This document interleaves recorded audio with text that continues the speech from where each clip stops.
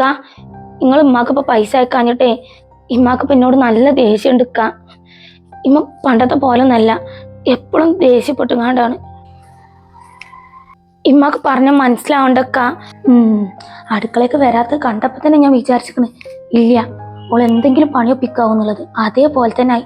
ഓള് റൂമിൽ ഇരുന്നുകൊണ്ട് മാപ്പിൾക്ക് വിളിച്ചുകൊണ്ട് എനിക്ക് കുറ്റം പറഞ്ഞു കൊടുക്കുക. ഓൾ ആരെ കുറ്റമാണ് ഈ പറഞ്ഞു കൊടുക്കണത്? സ്വന്തം അമ്മാന്റെ കുറ്റം. അതിന്റെ മകനോട്. എന്റെ മകനാണെങ്കിൽ വെറും പങ്കോന്തെ. ഇമ്മാനോട് ഞാൻ എത്ര പോലും പറയുന്നുണ്ട് ഇക്കാക്ക് കട ഉണ്ട് എന്നുള്ളത്. അങ്ങനെ എന്തെങ്കിലും പറഞ്ഞിട്ട് ഇമ്മ അപ്പ പറയും ഞാൻ കള്ളം പറയാണ് എന്നുള്ളത്. പിന്നെ ഞാൻ എന്ത് ചെയ്യാനാണ്? ഇക്കറിയില്ലക്ക. ഞാൻ എന്ത് പറഞ്ഞിട്ടുണ്ടെങ്കിൽ ഇമ്മ ഒന്നും വിശ്വസിക്കൂല. നിങ്ങളെന്നെ മനോടെ ഉള്ള കാര്യം വിളിച്ച് പറഞ്ഞാൽ എന്നിട്ട് നിങ്ങൾ പെട്ടെന്നൊന്ന് വേഗം വരിക്ക. കടങ്ങളൊക്കെ വീട്ടിയിട്ട് നിങ്ങളിവിടെ ഇല്ലാഞ്ഞിട്ട് ഒരു ഒറ്റപ്പെടൽ പോലെയാണ്. ഇമ്മിന്നെ മനസ്സിലാക്കണില്ല. തമ്പുരാട്ടിൻ്റെ ഈ ഒറ്റപ്പെടൽ ഞാൻ കാണിച്ചു തരാം. അല്ലോ ഒറ്റപ്പെടാണ് പോലും. നിങ്ങൾ എന്നാ വരണേന്ന് എൻ്റെ ഈ ഒറ്റപ്പെടൽ ഞാൻ കാണിച്ചു തരാം. ആ ശരിക്കാ, നിങ്ങൾ വൈകിട്ട് വിളിക്കേ. ആ വാലേക്കും അസ്സലാം. ശരി ശരിയേ അമ്മ. എന്തേ?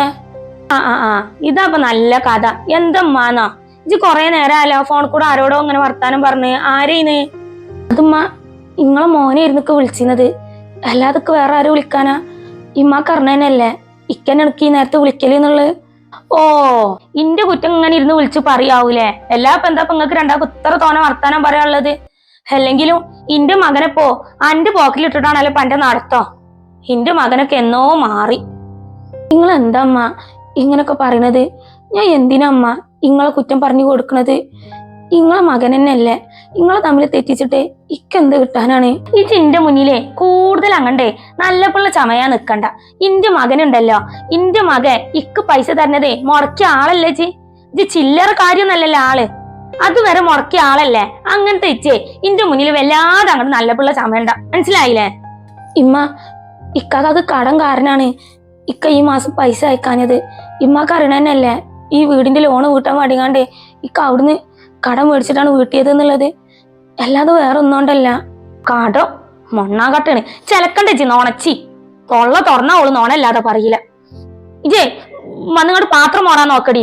അതാ എനിക്ക് നല്ലത്. എന്നിട്ടേ കുറിയാ മതി പെങ്കോന്തനായ എന്റെ മകനോട്. രാവിലെ തന്നെ കരുമ്പോള് പറയാൻ നടക്കോള്.